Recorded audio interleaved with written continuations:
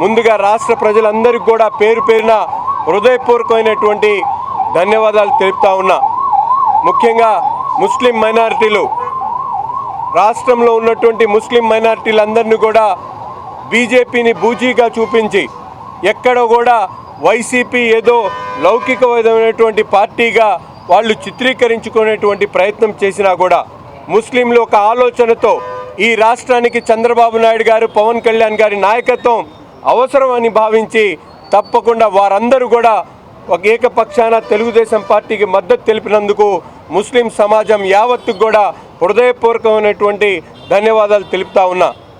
మరీ ముఖ్యమైనటువంటి విషయం, ఈరోజు రాష్ట్రంలో ఎక్కడైతే వనరులను కొల్లగొట్టినటువంటి అధికారులు ఉన్నారో వారందరినీ కూడా ఎక్కడ ఉపేక్షించేటువంటి అవసరం లేదు. వారు ఈ రాష్ట్రాన్ని 5 సంవత్సరాలు అధికారం ఇచ్చినటువంటి పాపానికి దాదాపు 15-20 సంవత్సరాలు వెనక్కి పంపించినటువంటి పరిస్థితులు.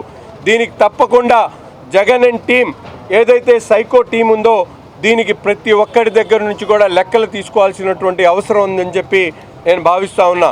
అంతేకాకుండా మన గుంటూరు నగరంలో ఈరోజు చూస్తూ ఉన్నాం, 10 సంవత్సరాల అధికారం ఉన్నటువంటి శాసనసభ్యుడిగా ముస్తఫా గారు ఇచ్చినటువంటి అధికారాన్ని పూర్తిగా నిర్వీర్యం చేస్తూ ఏ ఒక్క అభివృద్ధి కార్యక్రమం చేయకుండా రాష్ట్రంలోనే పనికి మాలినటువంటి శాసనసభ్యుడిగా ఈ ముస్తఫా గారు ఈ నగరాన్ని పూర్తిగా నాశనం చేసినటువంటి పరిస్థితులు.